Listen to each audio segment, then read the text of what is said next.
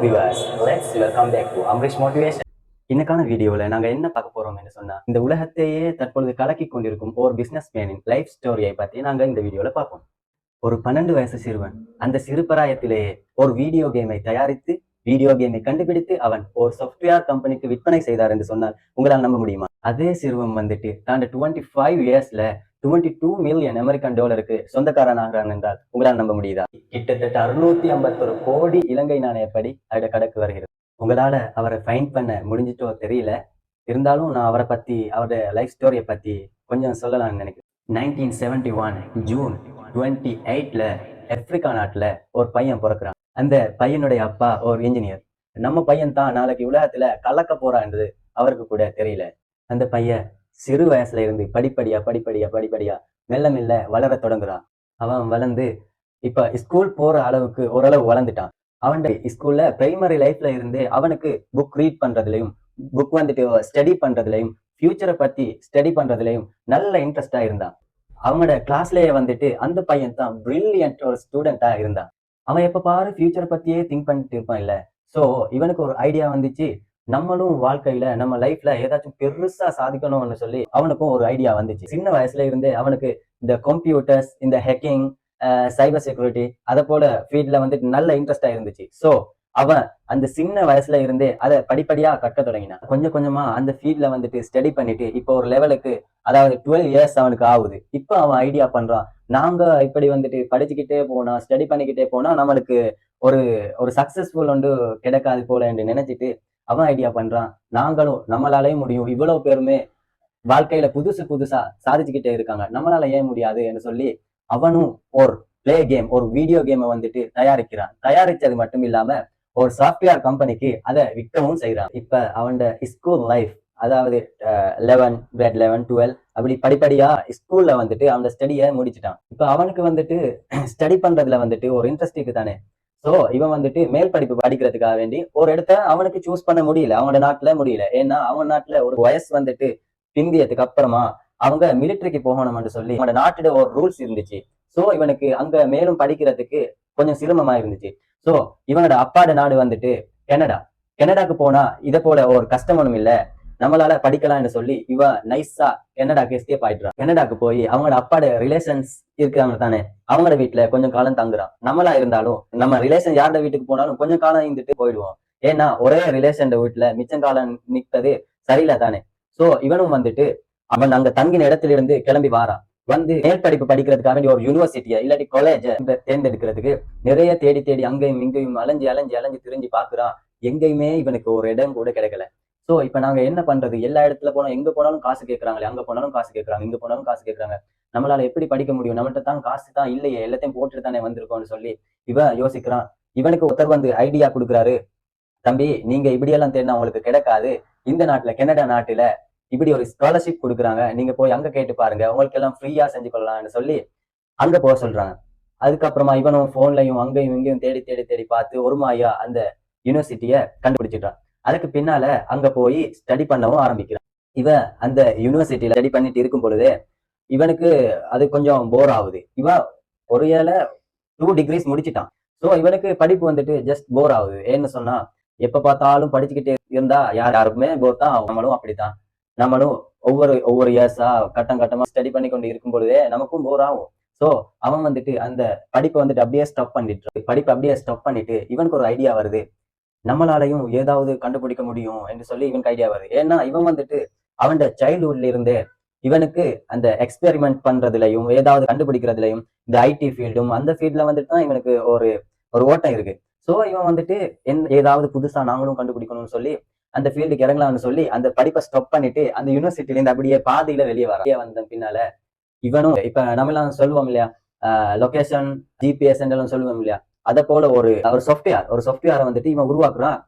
Location பார்த்துட்டு போறது மாதிரி ஒரு சாஃப்ட்வேர் உருவாக்குறது வந்துட்டு 1995ல இதை போல ஒரு சாஃப்ட்வேரை உருவாக்கி அதை ஒரு கம்பெனிட்ட போய் காட்டுறான். முந்தின காலத்துல பேப்பர் போடுவாங்க தானே, ஒவ்வொரு வீடா பேப்பர் போடுவாங்க. அதுக்கு வந்துட்டு லொகேஷன் ஆக்கள் இவங்களோட வீடுங்க அவங்களோட வீடுங்கன்னு சொல்லி ஃபைன் பண்றது ரொம்பவே கஷ்டமா இருக்கும். சோ இவன் வந்துட்டு அந்த சாஃப்ட்வேரை வந்துட்டு உருவாக்கினால் மக்களுக்கும் லேசா இருக்கும் இல்லையா. சோ அதுக்காக வேண்டி இந்த லொகேஷன் சாஃப்ட்வேர் வந்துட்டு இவன் உருவாக்குறான். இவன் அந்த சாஃப்ட்வேரை உருவாக்கின பின்னால அந்த சாஃப்ட்வேரை கொண்டு போய் ஒவ்வொரு கம்பெனியா ஏறுறான் இறங்குறான். யாரும் கண்டுக்கவே இல்லை. எல்லாருமே இவனை பார்த்து பொடி பையன் யான்னு சொல்லி சிரிக்க தொடங்கினாங்க. இவனை கேலி செய்ய தொடங்கினாங்க. வெளியே போடான்னு சொல்லி அவனை துரத்த தொடங்கினாங்க. ஏன்னா இவனை துரத்த தொடங்குற காரணம் என்னன்னு சொன்னா, அந்த காலத்துல அந்த அளவுக்கு டெக்னாலஜி அவ்வளவு மூவ் ஆகி இருக்கல. சோ அந்த காலத்துலயும் அந்த பேப்பரு, அந்த பேனா, அந்த அந்த முறை தான் இருந்துச்சு. சோ இவன் டெக்னாலஜி அந்த அந்த டைம்ல எடுத்து காட்டப்படல. அனைத்து கம்பெனிகளுமே இவனை துரத்தின பின்னால இவன் கொஞ்சம் கூட ஃபெடப் ஆகல. அவன் முயற்சியை வந்துட்டு கைவிடாம செல்ஃப் கான்பிடென்டோட அவன் ரெடியாவே நின்றான். என்ன வந்தாலும் நான் ஃபேஸ் பண்ணுவேன்னு சொல்லி ரெடியாவே நின்றான்.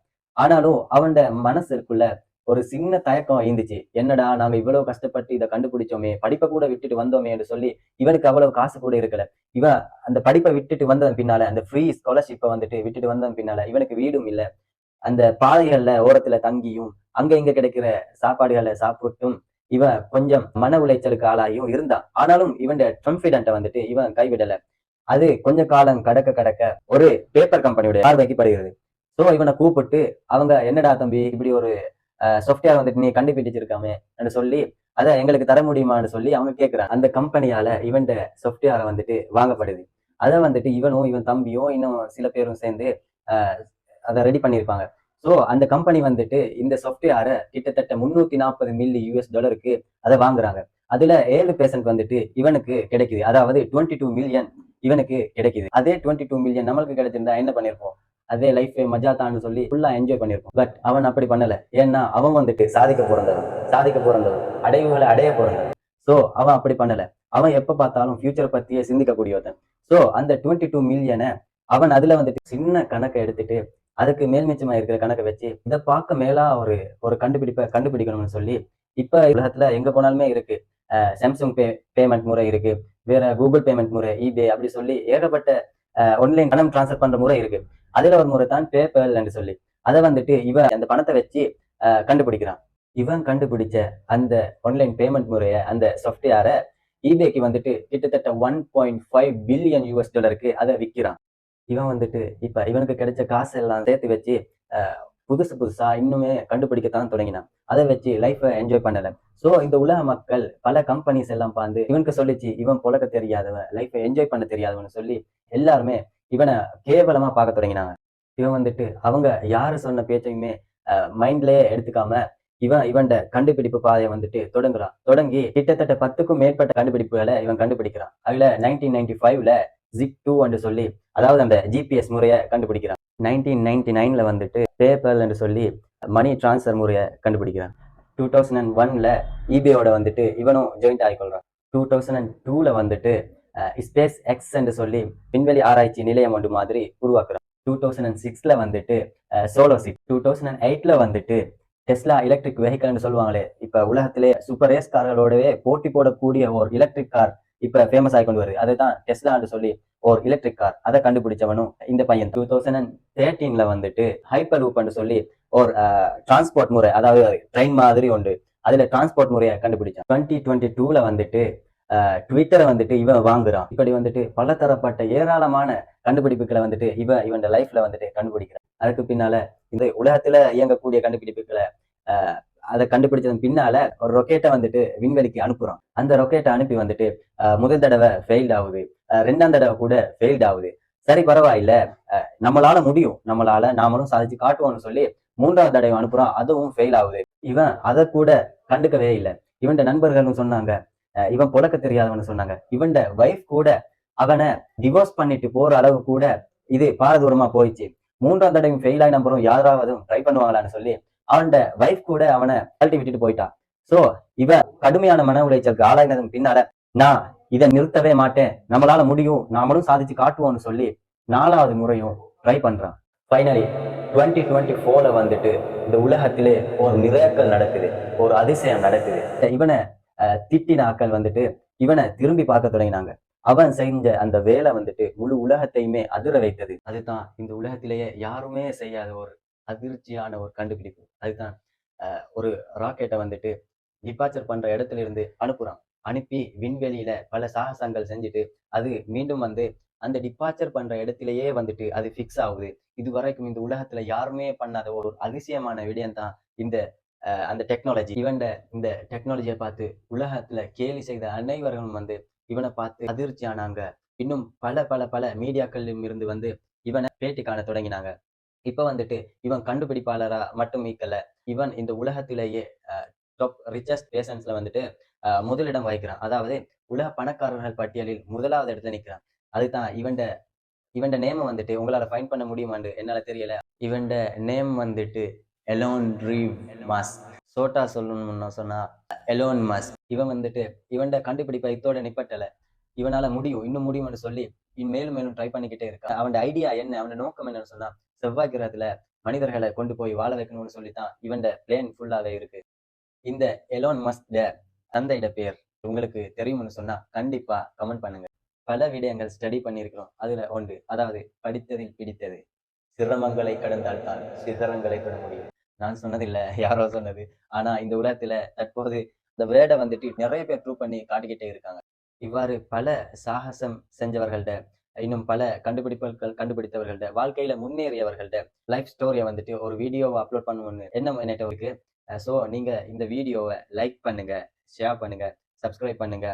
உங்களுக்கான அடுத்த வீடியோவை நான் விரைவில் அப்லோட் பண்றேன்.